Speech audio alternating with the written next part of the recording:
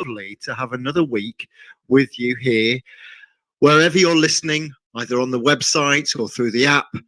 Maybe you're out running. I don't know what you're doing, but nevertheless, welcome to this evening's conversation. And we can't wait to take your calls. And also, as well, I'm going to be joined by a fantastic guest who I'm going to be talking about later in the show. But how has your week been? We are now Tuesday.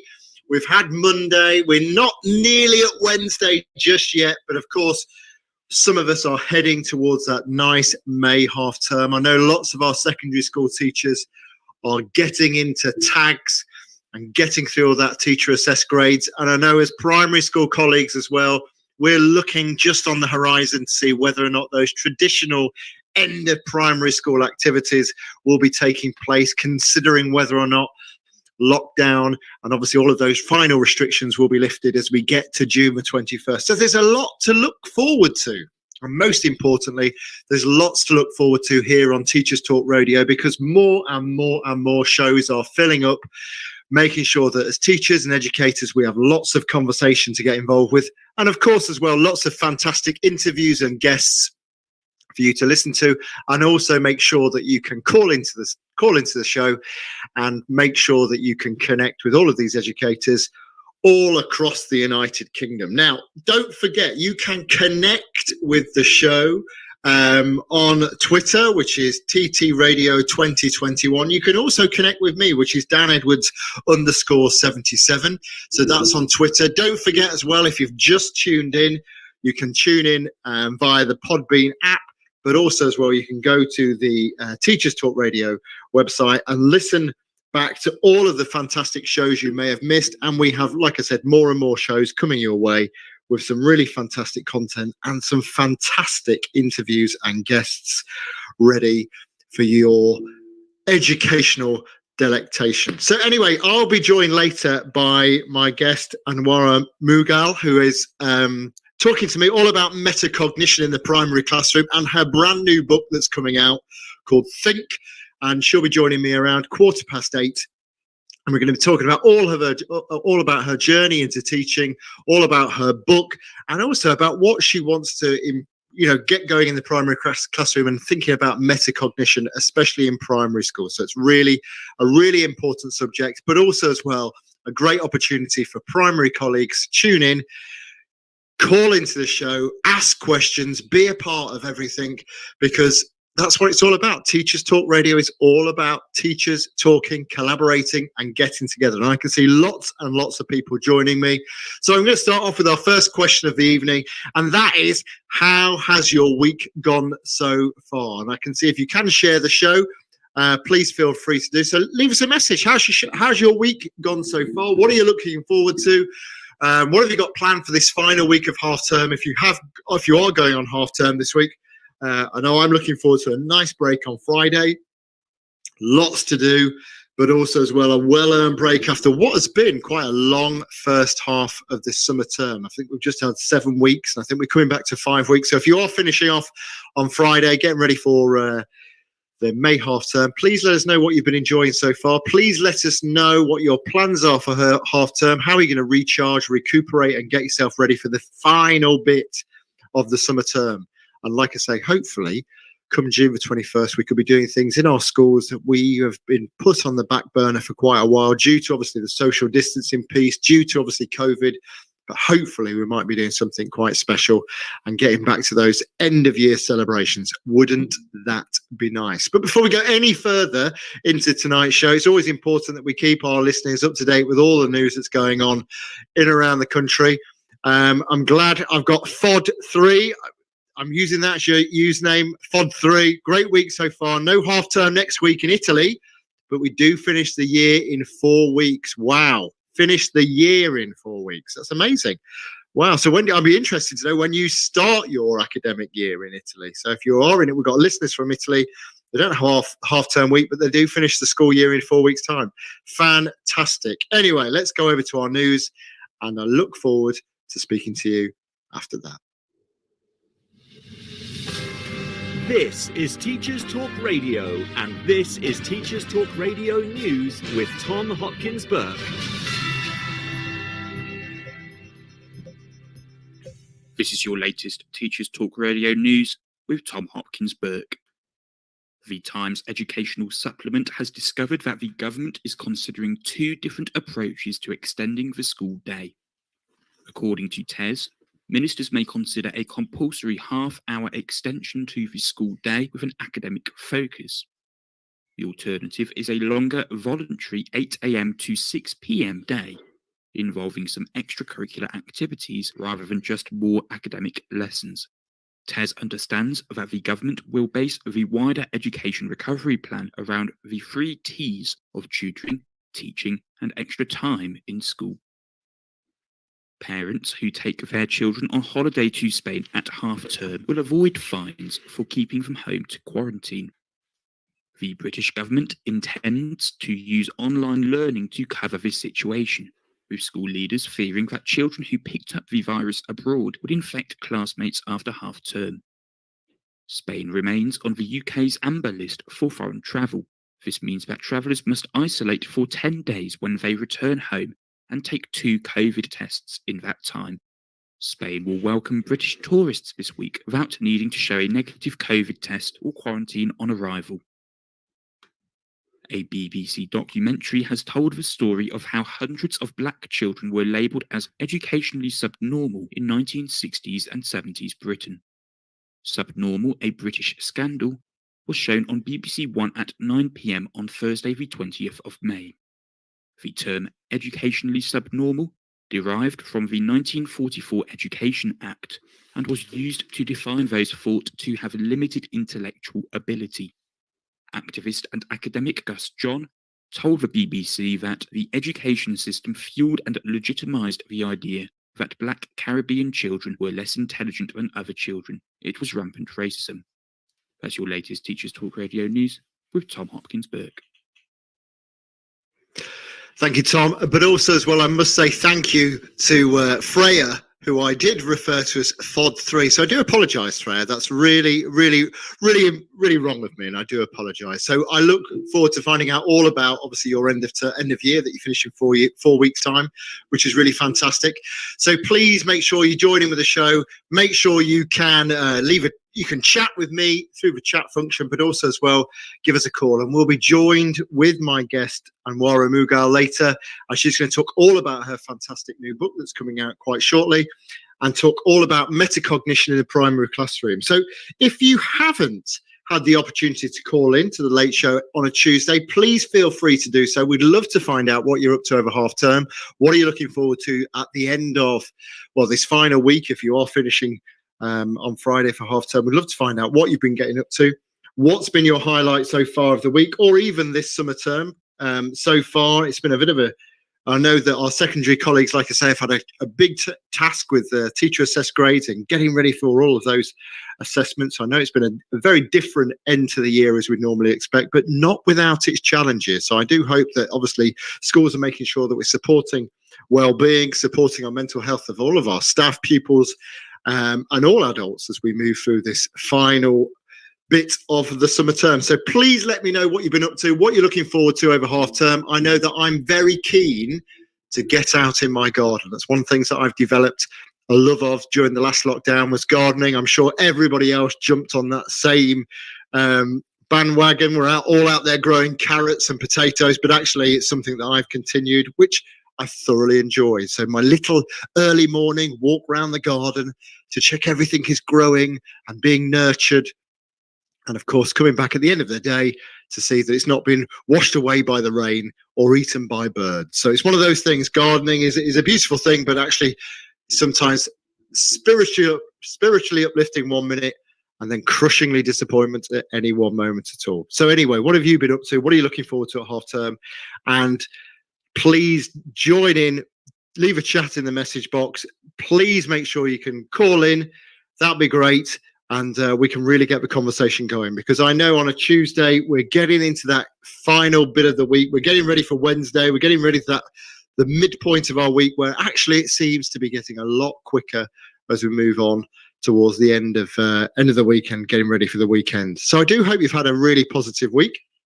Don't forget, if you have just tuned in, you can listen live on the Podbean app, but also as well, if you've just tuned in for the first time, and you think, crikey, what is all this Teachers Talk Radio business about? Well, listen back on some of the previous shows on our website, and you can listen back to some fantastic guests, some fantastic hosts, some fantastic shows, and you'll be ready to get yourself caught up to speed with all the fantastic work that's going on behind the scenes with Teachers Talk Radio.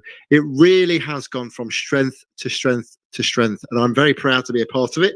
And I'm sure lots of you have also listened to lots of great shows. So let's keep this going. Let's keep this community live, moving forward. And again, it's a great bit of CPD for all of us to actually stay connected, to ask questions, to find out what's going on in other people's schools, find out what's going on with other people's, in other people's classrooms, find out what people are doing outside of school, what projects are they working on, and what are they doing when the children leave.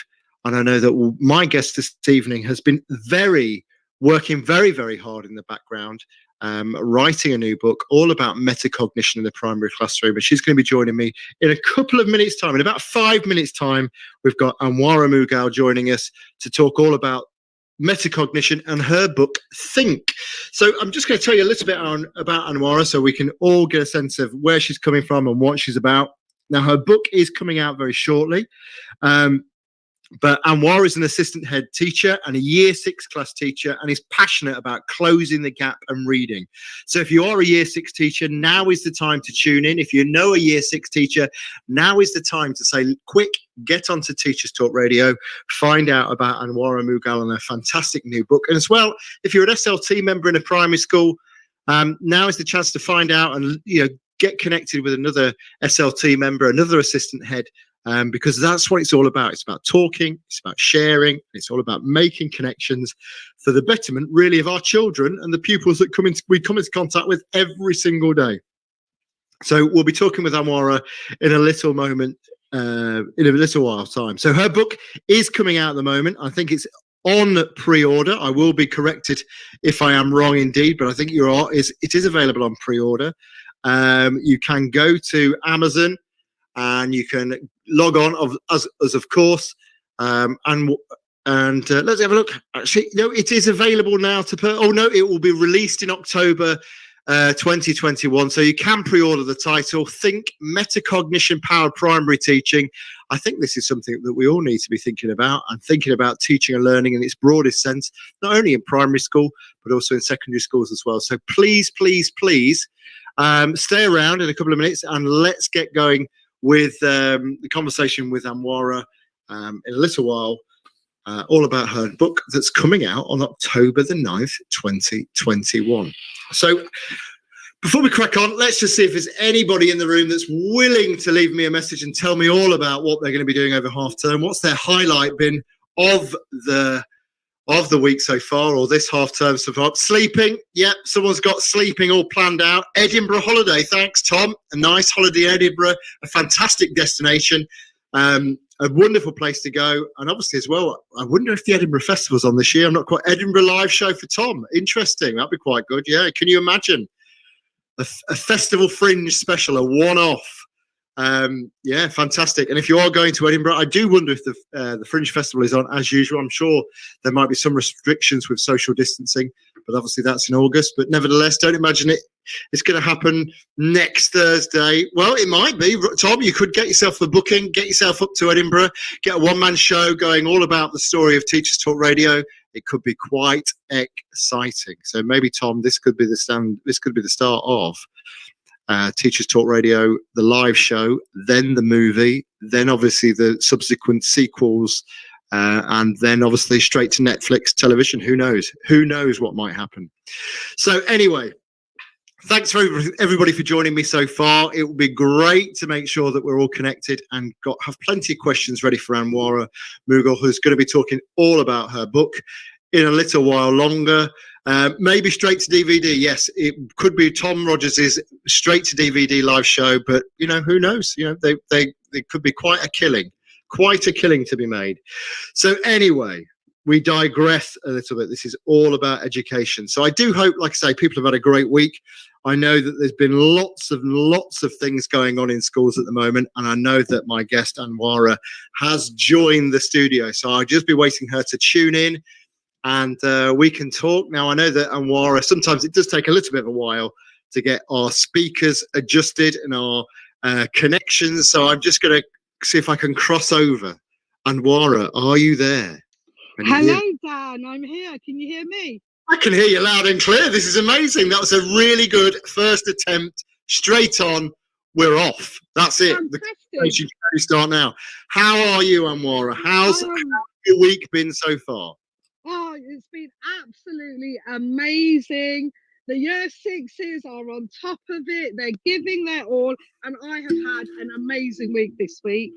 Oh, thank you. And thank you so much for taking the time to join me.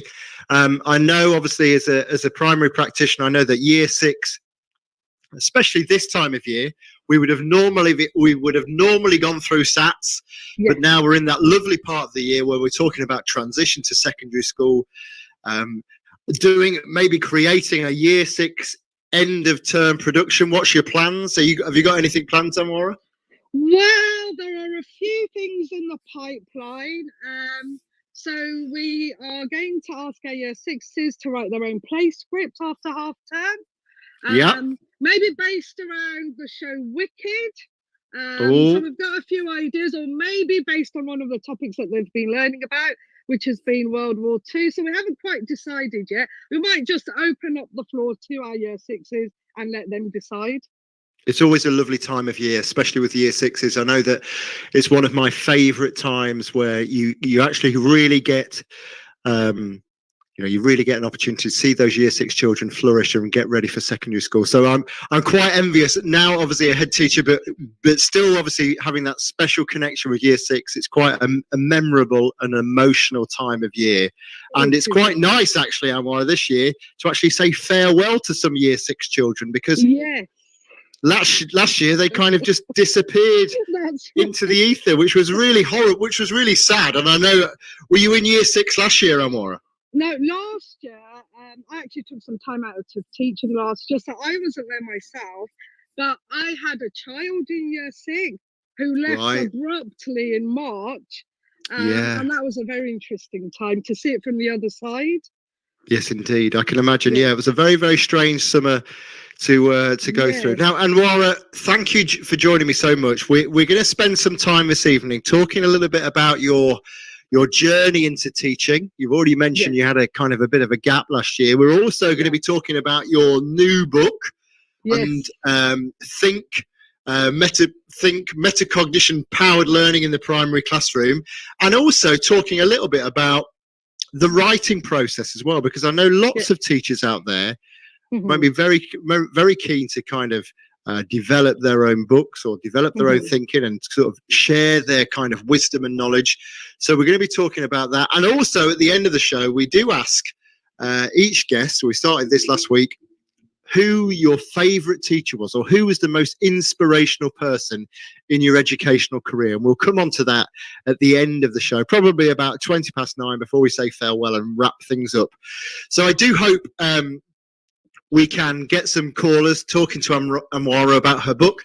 But before we start about the book that's coming out on October the 9th, just talk to a little bit. It's always nice to, when you speak to other teachers, about where their journey started in education. Was it as straightforward as, coming out of university and going straight into that NQT year? So what was it for you, Anwara? Where did it all start? Where did it all begin? Okay, so for me, it began 14 years ago, and actually it is my second career. So when I first came out of university, I went straight into, I didn't know what to do, so I went straight into working at Boots the Chemist, at various stores. I ended up being a dispenser at one point, and then a supervisor of the food hall and the beauty department. And then I decided to actually change career, and I went to work at the Middlesex Hospital.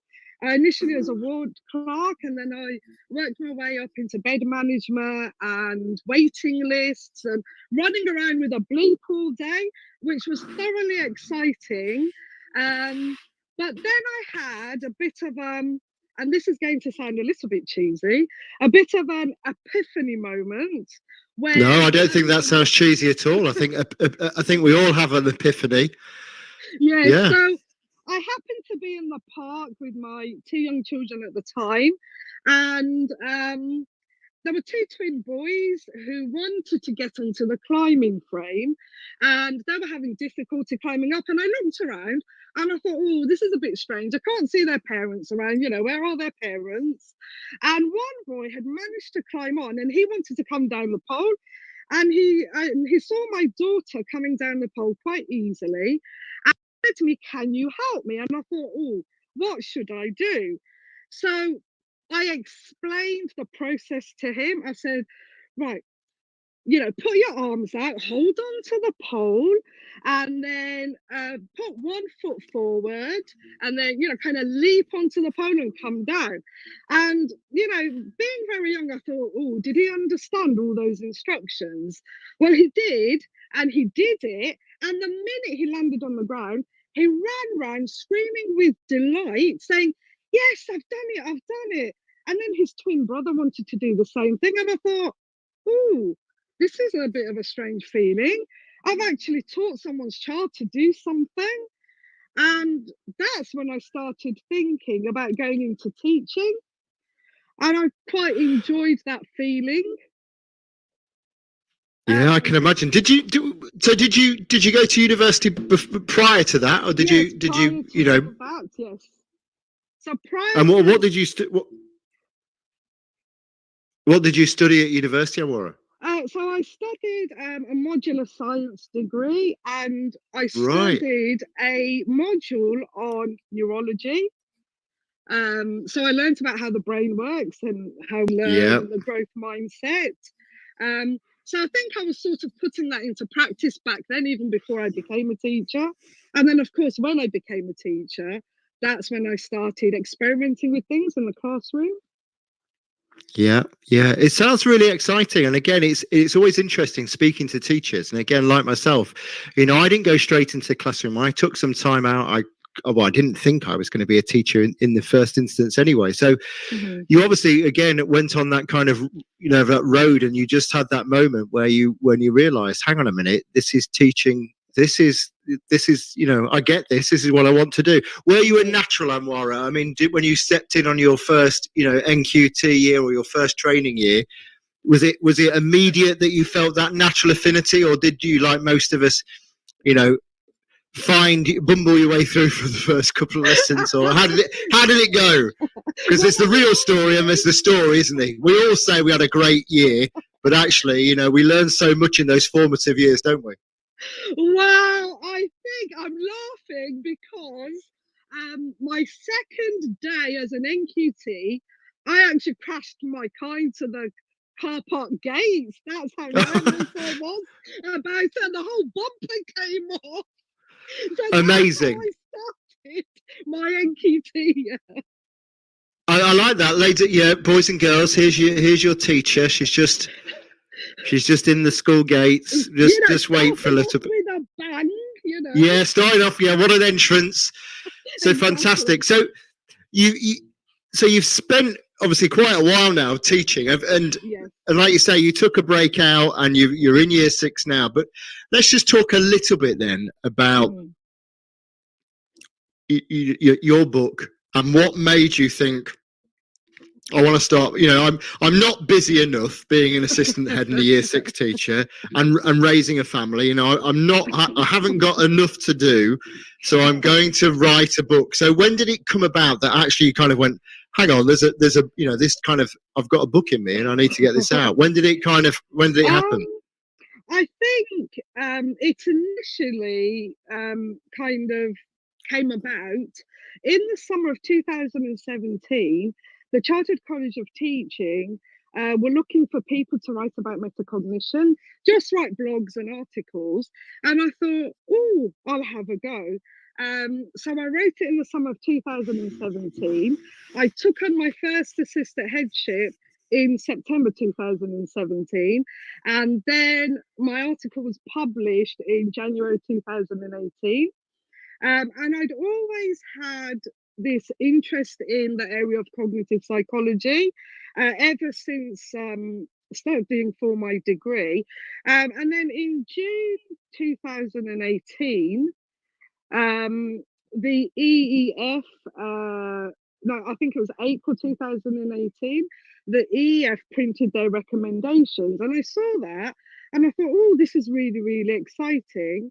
And so in October 2019, I started my MPQH, and as part of the MPQH, I implemented a strand of metacognition from the EE documents throughout the whole school.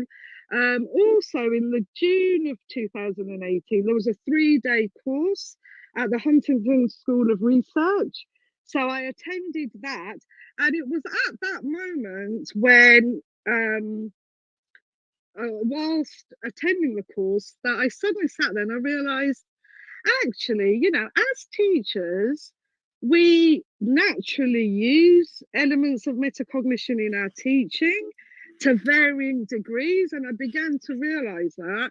And when I started putting together the training for my MPQH, it was very obvious that teachers have varying levels of understanding of metacognition, and I would say it's just a case of refining certain elements in our practice. So the book, I thought I'd write the book because there's so much research out there.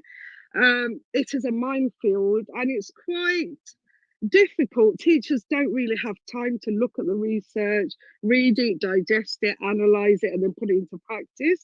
And I thought what might be useful is if I did that, that then might enable teachers to see where they are in their practice and then maybe refine it or get more ideas about it.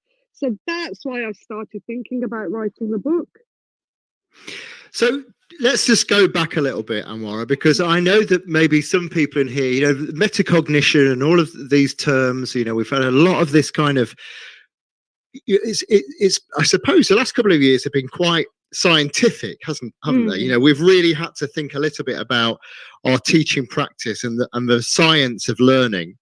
So in a nutshell, I know that's going to be very, very hard, as you've documented, there's lots and lots of research out there. But if someone is new coming into the profession, let's say you're an NQT and someone says to you, have you thought about metacognition? Can you just explain what it is that it's all about? Because I think you are right. I think we all do it and we all think about it, but we've not made the connection between what we actually do and the scientific terminology behind it. So can you give us a bit of an overview of what metacognition is? Okay, so a very simple definition is that it's about thinking about thinking, but it is so much more complex, I would say, because it not only involves our thinking, it involves our emotional awareness and emotional intelligence. It also requires us to think about our cognition, our motivation, our behaviors.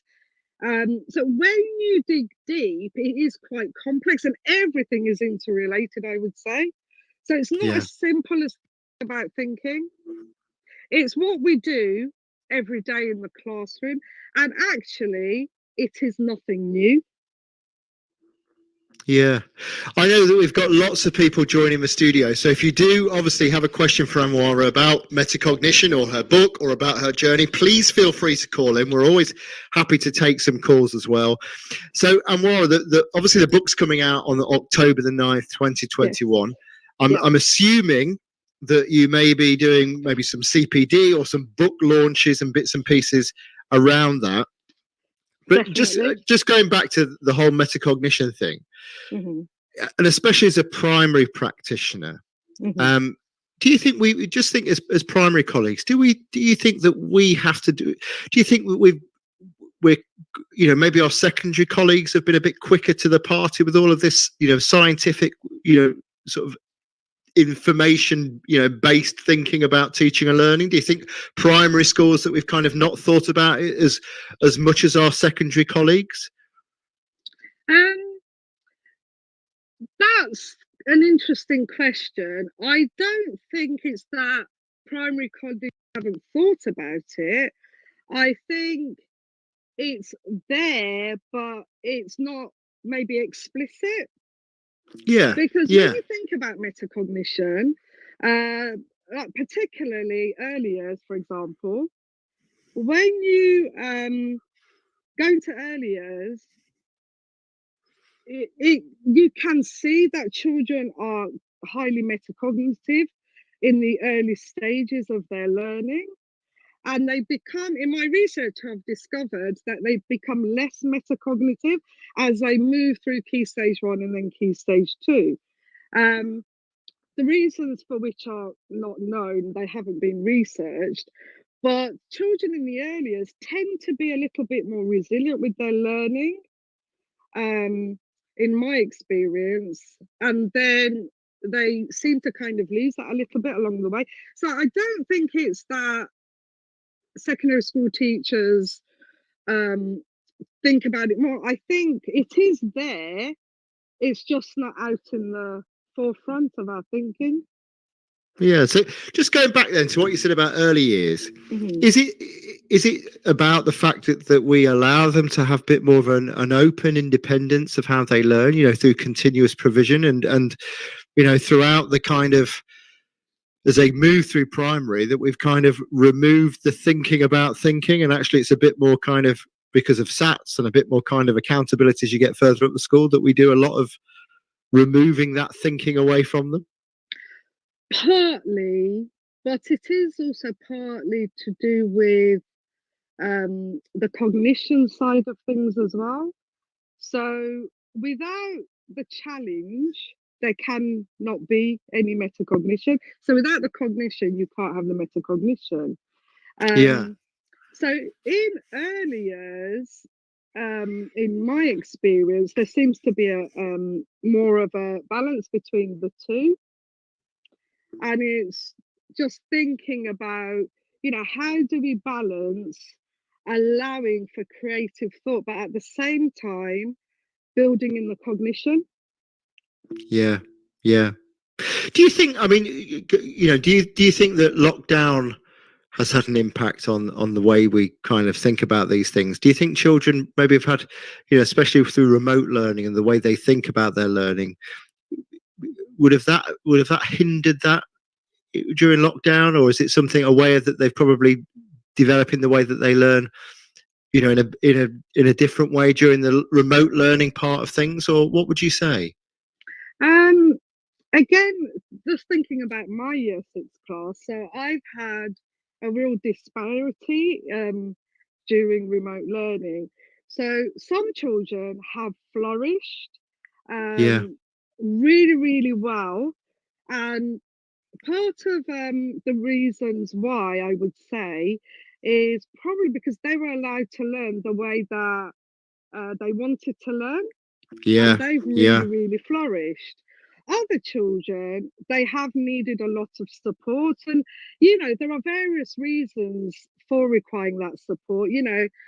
We had technical issues in the beginning, yeah, um, and then it depended a lot on parental engagement as well, and getting the children online. And some um, found it very difficult to learn online because they still needed that teacher pupil relationship, whereas yeah, others didn't need that relationship so much.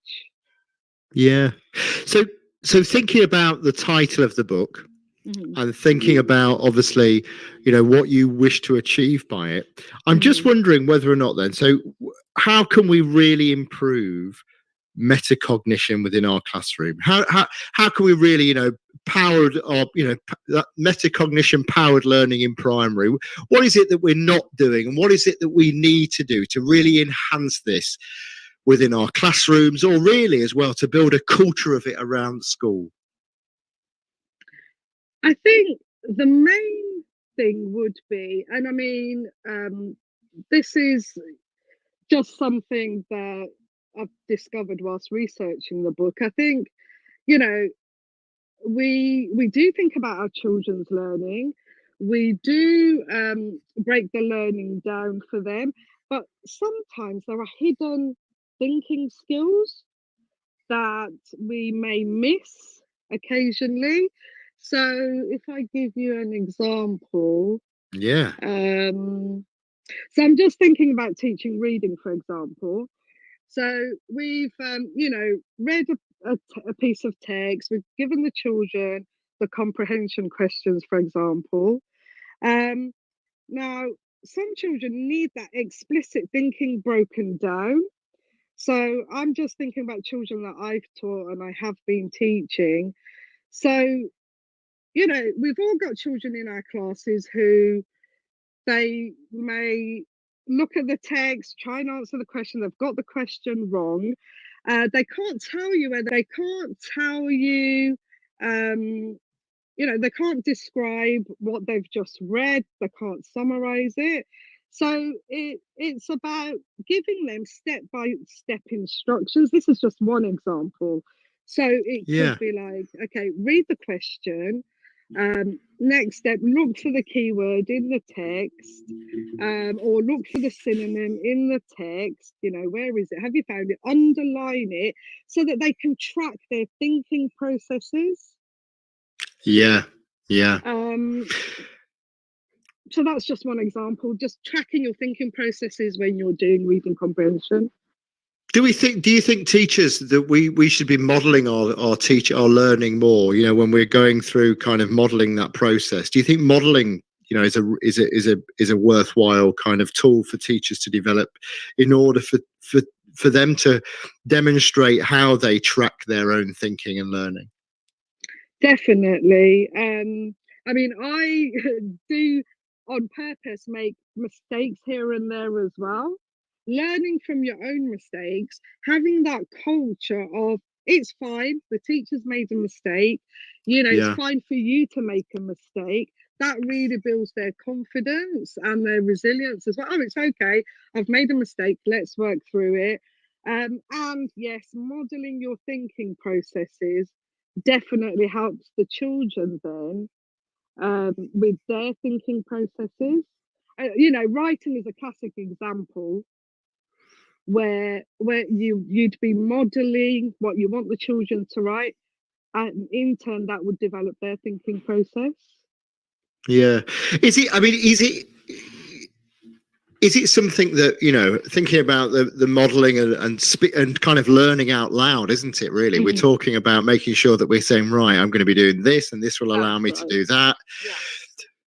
Do you think there's a confidence issue, sometimes with teachers? Because, as much as we want to be able to talk things through, some teachers really struggle with modeling writing. Some teachers really struggle with reading aloud.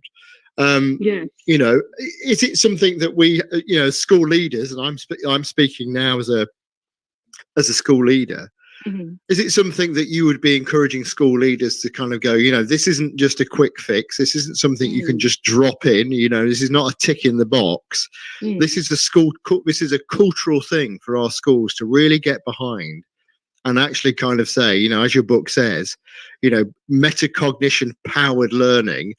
This is about whole school investment, isn't it? This is actually about leaders getting behind it and really driving this with consistency and clarity across the whole school, isn't it? It's not something that can be done quite quickly and just get on with it. This has got to be done properly. Oh, definitely. It will take years to get anywhere near fully implementing metacognition. I mean, I remember as an NQT, the first time having to model a piece of writing, and I was horrified. And I thought, how am I going to do this? But the thing is, once you overcome that barrier, that confidence barrier, it becomes so easy. But it takes a lot of practice, and it is definitely something that needs to be embedded into the school culture. Yeah, I think that's really important. Mistake making. Yeah. So just going on to the research of your book, did you speak to any schools that have been really successful in implementing, a whole school approach to metacognition? I did. And actually, prior to lockdown, I started visiting some schools. And I've included a case study from a school in my book as well. So yes, I did start, and then lockdown happened, and then I had to cancel all my visits. And what did the school that you reference as your case study, and I'm sure what's really good about a book in education is that you've got lived examples of of how it's worked and the impact of it. What did they see as an impact of kind of thinking about thinking and getting that metacognition within their classrooms? What did they get out of it? What was the impact? Well, they had just started implementing it when I visited them, and the main impact was engagement of the children and getting the children to think about their thinking. Yeah.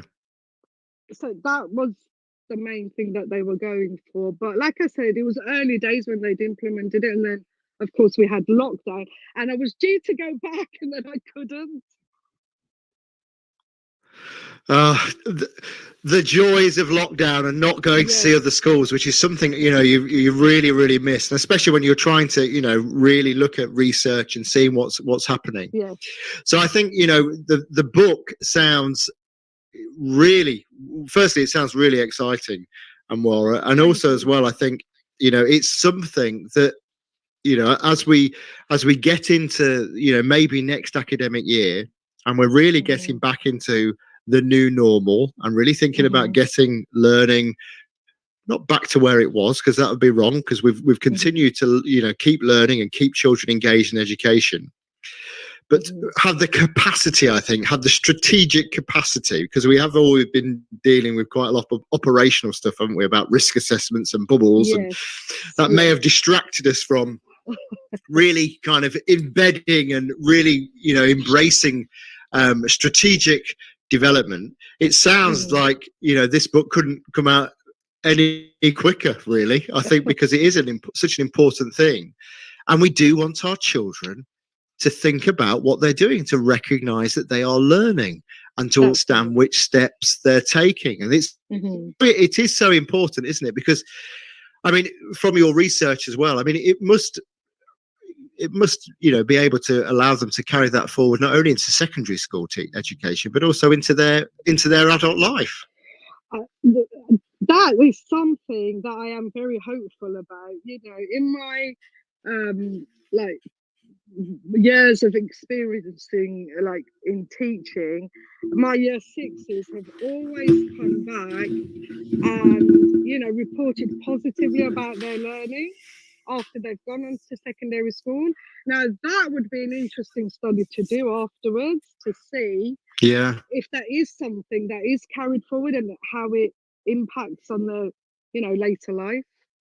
So that would be really I think it's, and maybe actually we've talked about maybe the difference between our secondary and primary colleagues, and I'm speaking from both camps because I used to be a secondary school teacher, so I'm aware of the challenges of both. And I think going back to the title of the book and making it about powered learning in the primary classroom or in the primary school, we have a good opportunity, don't we, as primary school teachers, to invest in that time day to day with those same learners. And to really develop those skills. Do you see that? Do you see that a benefit? Do you see that as a benefit to actually embedding some of these skills at such an early stage, Anwara? Definitely. I would say that it is something that we need to focus on even more so, given the lockdown, because we are now moving into a world which requires us to be more resilient, to problem solve more, to be able to communicate effectively with each other. And I think these are all skills that can be developed through metacognition. And it is so important now, given even more so, given the pandemic, I would say. Yeah, definitely. So if you do have questions, if you have just tuned in and said, well, what's this fantastic conversation going on about metacognition? Well, I'm very, very lucky to be joined by assistant head and year 6 teacher, Anwara Mughal, who's talking all about her book, Think Metacognition Powered Learning in the Primary School, which is out in October, which seems ages and ages away, but it won't be long, will it? I mean, we're 5 weeks away from a summer, we're 5 weeks away from summer, we've got summer holiday, and all of a sudden, we've got lots of people thinking about what it is they're going to be doing in their school improvement plans, and this book could be coming straight up. So I'm really pleased to be joined by Anwara this evening, and again, the Tuesday Late Show is all about trying to speak to people with new ideas or something that can really enhance our learning. So I'm really pleased that Anwara's joined us. So if you do have any questions for Anwara about her book, about metacognition, about some of the experiences you may have already had by really thinking about this, please call into the show, please leave a message. And I'm sure, Anwara, you'll be more than happy to answer some calls if we get any, or respond to texts as we go through. And then obviously as we get towards the end of the show, we'll obviously be talking to Anwara about her most inspirational teacher. But we're going to take a short break now because we need to make sure that we're keeping up to date with all the latest educational news. So Anwara, we're going to be back. We're going to talk a little bit more about your book and talk about the benefits of talking about metacognition within our learners just after the news. So we'll see you very shortly. Thank you. This is Teachers Talk Radio, and this is Teachers Talk Radio News with Tom Hopkins Burke. This is your latest Teachers Talk Radio News with Tom Hopkins Burke. The Times Educational Supplement has discovered that the government is considering 2 different approaches to extending the school day. According to TES, ministers may consider a compulsory half-hour extension to the school day with an academic focus. The alternative is a longer voluntary 8 a.m. to 6 p.m. day, involving some extracurricular activities rather than just more academic lessons. TES understands that the government will base the wider education recovery plan around the 3 T's of tutoring, teaching, and extra time in school. Parents who take their children on holiday to Spain at half-term will avoid fines for keeping them home to quarantine. The British government intends to use online learning to cover this situation, with school leaders fearing that children who picked up the virus abroad would infect classmates after half-term. Spain remains on the UK's amber list for foreign travel. This means that travellers must isolate for 10 days when they return home and take 2 COVID tests in that time. Spain will welcome British tourists this week without needing to show a negative COVID test or quarantine on arrival. A BBC documentary has told the story of how hundreds of black children were labelled as educationally subnormal in 1960s and 70s Britain. Subnormal, a British Scandal, was shown on BBC One at 9 p.m. on Thursday the 20th of May. The term educationally subnormal derived from the 1944 Education Act and was used to define those thought to have limited intellectual ability. Activist and academic Gus John told the BBC that the education system fueled and legitimised the idea that black Caribbean children were less intelligent than other children. It was rampant racism. That's your latest Teachers Talk Radio News with Tom Hopkins Burke. So as well as really exciting conversation, it's always about making sure that this is Teachers Talk Radio is a place where you can keep up to date with all of the current stories in education and keep up to date with what's going on. And if you have just joined me, welcome. It's the Tuesday Late Show with Dan Edwards. I'm very, very happy to be joined by Anwara Mughal, who is a Year 6 teacher, assistant head, but also promoting her new book, Think Metacognition Powered Primary Teacher, which is out in October 2021. 2021, Anwara. Can you imagine that we use it? That is the year that we're in, 2021. Can't believe it. It baffles me when I start thinking about the first year that when I wrote on a whiteboard, the year that I started teaching, and to think now it's 2021. It's crikey. Have you always been in year 6, Amora? For half of my teaching career, I have, yes. And what year groups were you before? So I started off teaching the lovely year 3s. Yeah. For 2 years. Then I had maternity leave for a year. I went back into, well, actually, I did PPA cover for a year, teaching nursery all the way through to year 6. Some days my brain felt like it would explode because I'd be going from reception to year 6 in the same day. So that was Wow. an interesting experience. And I became history lead then. Then I taught year 1 for a year. And then I moved from year 1 to year 6. I was there for 4 years. I was also a writing moderator. After that, I went off to become a literacy lead. And then I taught year 6 for about 6 months, and then year 5 for a year. Then I became an assistant head, and I was in year 6 for another 2 years. Then I had a bit of a break, and then now I'm back in year 6 again. Wow, you've nearly completed primary school then. I have Seriously? Yeah, completed it. Primary school, done that. That's it. Well done, yeah. So the book Think Metacognition Powered Primary Teaching is out on October the 9th, 2021. Just talk a little bit about through that writing process. You spoke a little bit earlier about, that moment it came to you back in 2017, I believe it was. But how was the writing process for you? Trying to juggle everything. You spoke about having a family. You spoke about obviously being in year 6, which is always a tough year, and obviously being a member of senior leadership team. How did you find the time? Wow, I think my past experiences have helped me. So being a bed manager, running around with a bleep all day, it's just priorities, really. Prioritizing.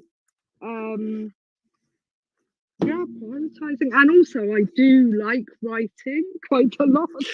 Yeah, because you keep a blog, so that writing element is obviously with you all the time. Yeah. But did you have a moment where you just went, I can't do this? Or was it just plain sailing all the way? That creative writing process just started and continued without fault or fail. You just carried on, or did you find it a tricky process? Well, because I'd been used to blogging, blogging are just short articles, aren't they? And really, when you write a blog, there isn't much research involved. Well, you don't have to research if you don't want to. So going from blogging to writing a full-blown book was a huge step. Because then conducting research, putting in your research quotes, analysing the research, breaking it down, that was a really, exciting experience for me. It's not something that I had ever done before.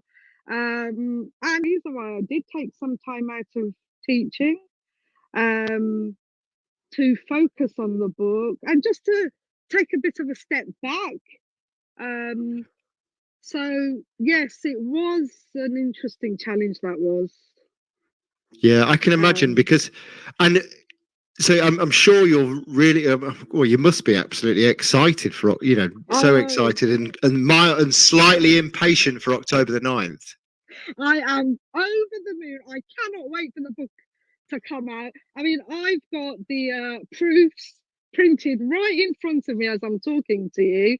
Every time I flick through it, I get so excited because there are some new ideas in there as well.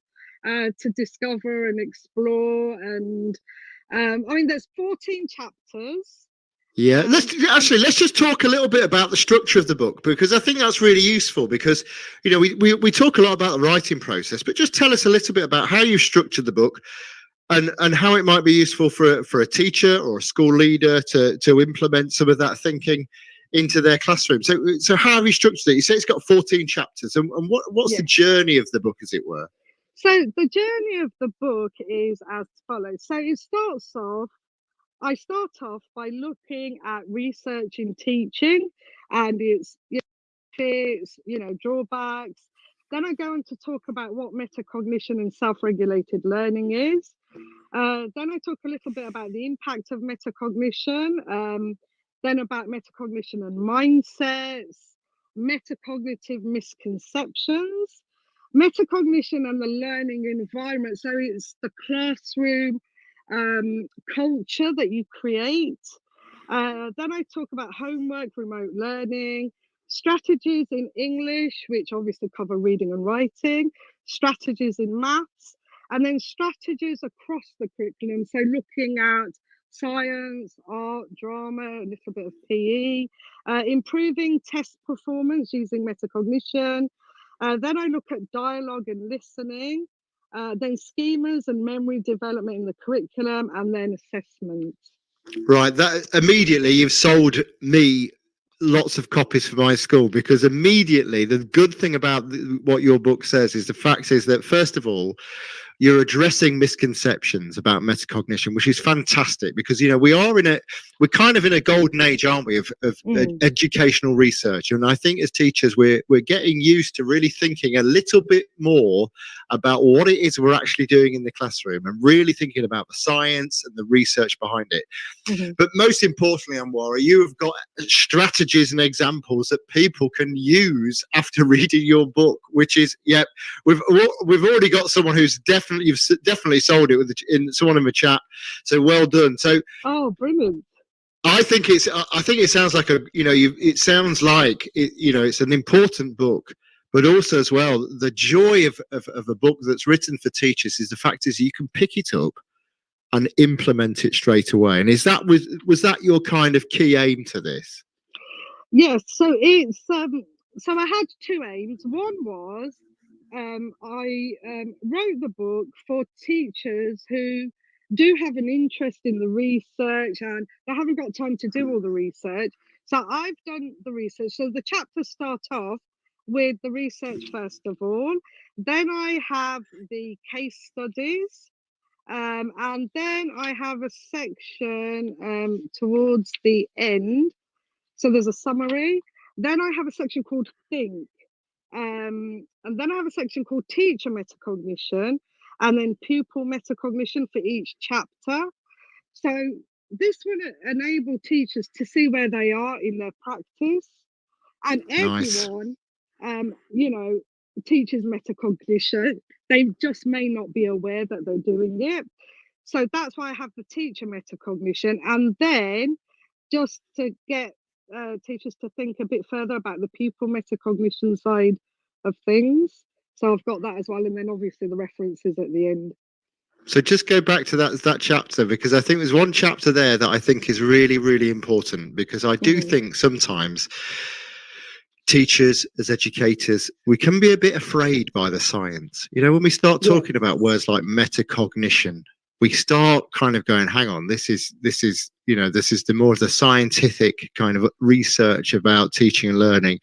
And it can, I'm sure it might put teachers off a little bit, isn't that scientific terminology is kind of coming into our kind of everyday vocabulary in teaching, isn't it? We talk a lot about what are the misconceptions, because let's be honest, Anwara, do you think we're a bit frightened of words like metacognition, and do you think we overthink things, and actually kind of, do you think are the misconceptions the factors that we're just doing it anyway? Partly, yes. Yes. So the misconceptions could be that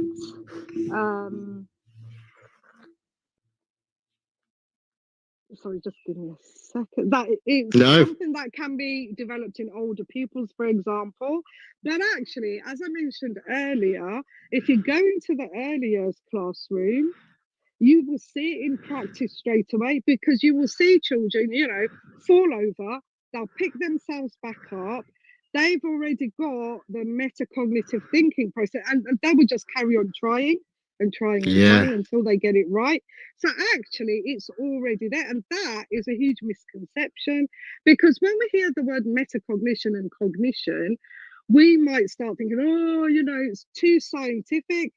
But actually children are already doing it, they're already using Yeah. The thinking skills. You talked earlier about how we kind of, I don't know, we have this kind of, the children have this inherent kind of metacognition skill, in early years. And we talked about the fact that that gets maybe lesser and lesser as children go through their, their educational journey. Why? Why does that slowly disappear? That's an interesting question. Is it about what we're doing in the classroom? Is it about what we're trying to achieve? And is it about accountability? Is it about we're kind of going towards this kind of SATS process that we actually take the thinking about learning away and we just tell them how to do it? It is partly to do with that whole accountability thing, I would say. Yeah. So we do need to make sure that even though we're trying to take children to an end point, we don't take the thinking away. No, because I think there's that fear, isn't it? That I suppose with SATs, and you're a year 6 teacher, and I've been in year 6, previously, previous to this, that we do probably remove that thinking away, and we just tell them straight away how to do it. Like, this is how you do it. Done it. That's good. It. Let's move on. Yeah, and I think it's also focusing more on not our teaching, I would say. I think the focus in education needs to shift to more learning as opposed to teaching. And the high stakes accountability does tend to focus on teaching as opposed to learning. And I think learning needs to be a priority.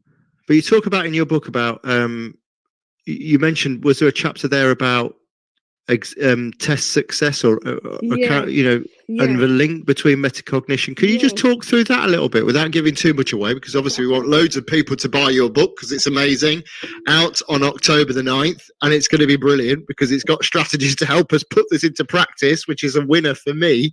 So just talk about that, a little bit about that chapter about that we can use the skills and the strategies that you've kind of promoting in regards to the achievement of attainment in tests or more formal kind of assessments. Yes, because ultimately sitting the tests should be more about the children's learning and thinking processes, as opposed to being this high stakes accountability issue that we have going on. And ultimately, teaching to SATs, is a thinking process in itself, if that makes sense. Yeah. So that's what we need to be doing. We need to be making sure that that's happening in everything we do in school, isn't it? You talk about the learning culture. You talk about how we promote our classrooms, how the whole school should be living and breathing some of these strategies to enable our learners to be thinking about understanding what the process that they're going through to learn something and how best to learn from their mistakes and to develop their learner resilience and all of those things. So, Anwara, it sounds like a really amazing book that you should be really, really proud of, and also everybody should go out and buy it. That's what we, because we want to do that. So we're coming to the end of we're coming to the kind of the last bit of the show. So if anybody wants to leave some messages or most importantly, call in, ask some questions. Have you seen metacognition, some really good metacognition strategies work in your school? Maybe you want to arrange to chat with Anwara and maybe arrange for her to come and talk to your school, Anwara, about what she's doing and how it can benefit. So there's lots of opportunities there. But normally, Anwara, how we finish the show, and I'm really interested about this, and this is for me is all about, we talk about everybody's journey who comes on the show on a late show, talk about their journey into teaching, their journey into education. But I want to spend some time speaking to all of my guests and spending some time talking about that inspirational figure in your educational, journey yourself, that teacher, that teaching assistant, that learning support assistant, or just someone that made you just go, wow, school is amazing. learning is amazing. And you know what? If I could say they were my favorite teacher, I'd love to know who yours was, Anwar, and why. Okay, so I've been fortunate enough to have so many amazing teachers teach me, and I've learnt, a little bit from each teacher that I have encountered in my own learning journey. Yeah. But for me, the person who stood out the most was a teacher called Dr. Host at my secondary school. He was my physics teacher, and he stood out for me because he was able to explain quite complex physics in an easy to understanding kind of way. He was extremely patient, extremely gentle and kind, and he saw the good in everyone. He saw the potential in everybody. And I remember popping back to my secondary school shortly after I started university just to say hello. And he asked me to sit in one of his lessons. Right at the back of the classroom. I said, "Oh, can you just go and sit at the back of the classroom?" And I thought, "Oh, this is a bit strange." And I said, "Oh, why do you want to sit in your classroom?" And he said, "I think you'll make a fantastic teacher." And I was 18 at the time. Wow. And I turned around and I looked at him and I said, "You must be joking. I don't want to work with children." Wow. And maybe he saw something. Maybe he just knew there and then. Maybe, and I'd avoided it, for most part of my adult life, which was Yeah. very interesting. But yes, he really stood out for me because he was able to explain things where I understood them. Yeah. And maybe even then, Amwara, maybe even then, the way that he explained things allowed you to start thinking about your own learning. Maybe he kind of, maybe he was the genesis of your book. Maybe he was, as much as you probably didn't go straight into teaching, maybe your teacher back in secondary school, that physics teacher was really the starting point and maybe subconscious inspiration to your book, which is fantastic. Possibly. Yep. Who knows? So Anwara, before you leave us to get on with your Tuesday evening, and I'm sure you've got a busy day ahead tomorrow, where can people find you? If in the world of social media, where can people find you? Where can people connect with you? Where can people find out more about your book, your blog, and also as well where they can pre-order this book from on before October the 9th? So give us a little rundown of where we can find your social media links, and most importantly, how can people carry the conversation on further? So you can find me at Anwara, ANOARA _A on Twitter. You can also follow me on at iMetacognition, where myself and Mindful Miss One, we conduct monthly chats on metacognition. Actually, we are due to conduct one this Thursday at 7:30. So hope you can join us then. Yeah, definitely. We're just out of interest. Where are you hosting that chat, Anwara? It's on at iMetacognition. Okay, brilliant. Hashtag MetacogChat. So you can scroll through all the previous chats on that hashtag. Brilliant. And I am on LinkedIn as well as Anwara Miguel, so you can find me there as well. Fantastic. So I'm so pleased you've been able to join me. And what's the plan for the next week? What have you got planned this week, and what have you got planned really for the next half term? And you talk a little bit about year 6 and getting something ready. Are you looking forward to, without sounding like farewell, but I'm sure like most teachers and educators, lots of us are looking forward to the end of this year and maybe looking forward to starting a new academic year with a little bit more normality. What about you? So we are going to finish this week with a day called Fabulous Finish, where we all get dressed up as characters out of our historical topic, which was Benin, this half term. And we're going to have an exciting few days of making clay pieces of artwork related to Benin. We are also going to make, because we've been studying, oh gosh, it's gone from my mind. Just give me 1 second. Was it World War? No, it wasn't World War II.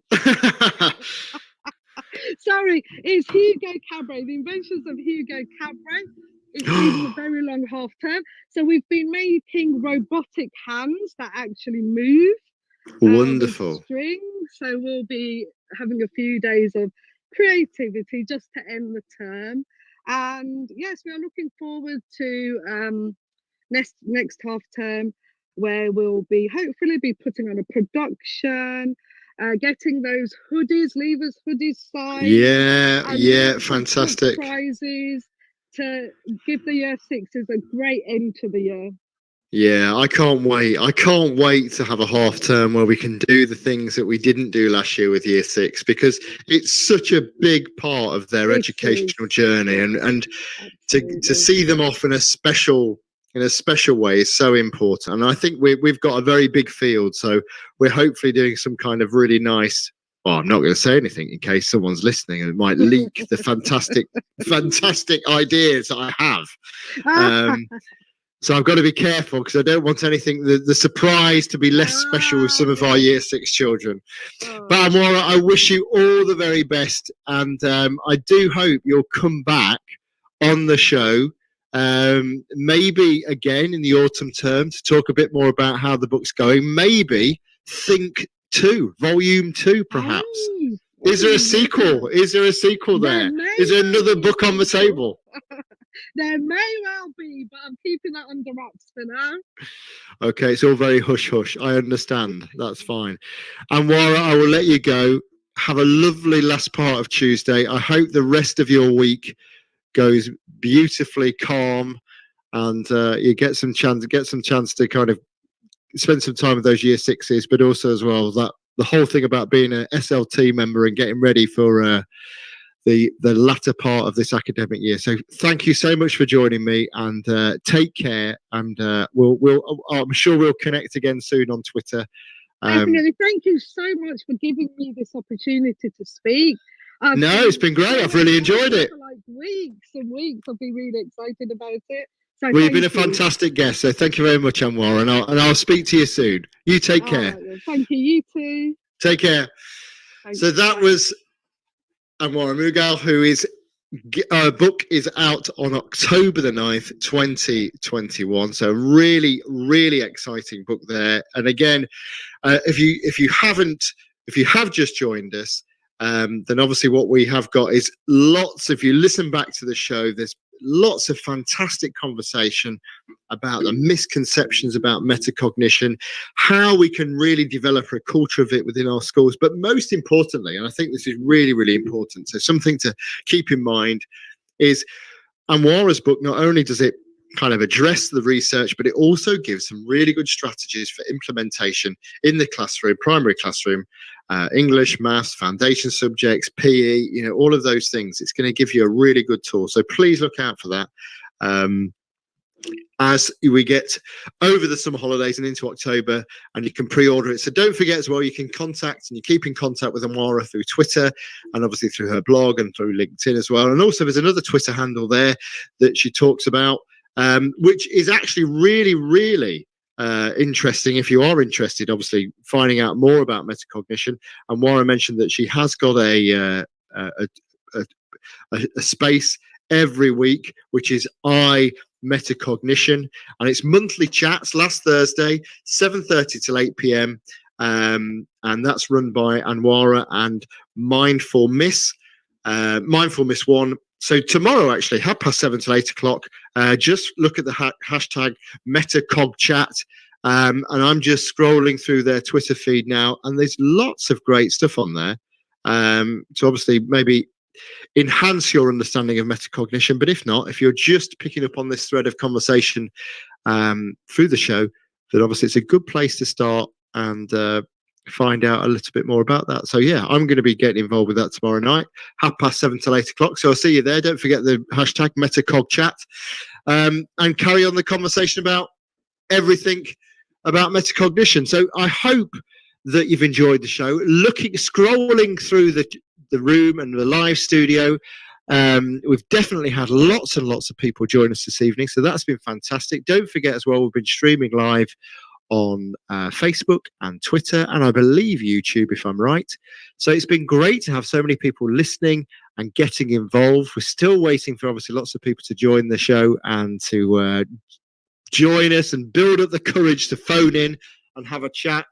But I do hope you've enjoyed this evening's show. Next week, I will be talking to some more guests, and I've got some really exciting guests planned moving through, obviously through to the latter part of the summer term, finding out all about what you're getting on in your schools and what you're doing. So next week, I'd really love to find out something about who your most inspirational teacher was. So we're going to have a bit of a theme discussion next week.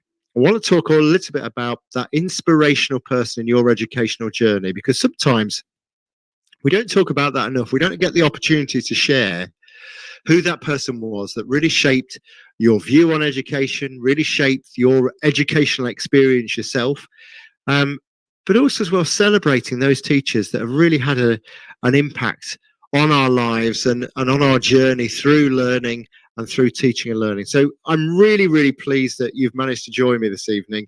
And again, I feel that if I'm honest, I'm reflecting on my own learning, and I'm sure Amwara would be really pleased, but I've built on my mistakes from last week. I thought about what I'm doing. I'm thinking about each step that I'm going through. So thank you, because I feel that I'm learning a little bit more as I go along. So thank you for all those people who've joined in the chat. Thank you to my guest, Anwara, for her fantastic conversation this evening. And I'm going to leave you with a little bit of an announcement from Teachers Talk Radio. And I do hope you have a really good week. And I'll see you next Tuesday. Stay safe, stay well, keep learning, and most importantly, let's just keep smiling.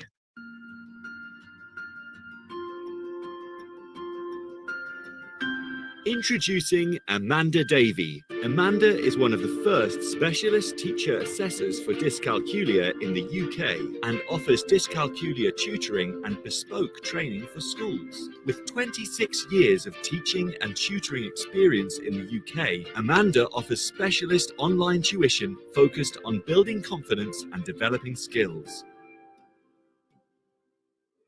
Amanda also offers online and face-to-face training on dyscalculia for educators, informing practitioners as to how to identify children that may have dyscalculia and how to support them in class. Find out more about Amanda and what she can offer you at www.amanda-davey-dyscalculia.co.uk. So we're just coming into the final 10 minutes of the show, a chance to reflect on what I'm sure has been a busy couple of days for everybody. And I know lots of people are getting ready for that lovely half-term holiday, apart from Freya, who I unfortunately named FOD3 earlier. So Freya in Italy, she doesn't have a half-term, but the year finishes in 4 weeks' time. So I do know a lot of our other colleagues in different various places across the country are finishing at different places. So please, please, please make sure you keep in touch. And if you've got nothing planned for bank holiday weekend or nothing planned for the May half-term break, why not get onto the Teachers Talk Radio site, listen back to some fantastic show, develop your own CPD, find some connections, follow people on Twitter, and let's make this conversation continue and grow more and more and more. If you want to obviously make sure that you find out about Teacher Talk Radio, then obviously you can go to Teachers Talk Radio on the Twitter page. So it's Teachers Talk Radio 20 TT Radio 2021. And also as well, you can follow all of the guests, all of the hosts on there. If you wish to follow me, mine's Dan Edwards _77. And of course, let's just keep the conversation going. And I'll be back next week. And I hope to see you soon. So over and out from me, and we'll see you all again as we get back into the swing of things next Tuesday for another late show and another fantastic conversation. So over and out for now, and see you soon. You've been listening to Teachers Talk Radio. Tune in live and listen back at ttradio.org. We look forward to hearing from you next time on Teachers Talk Radio.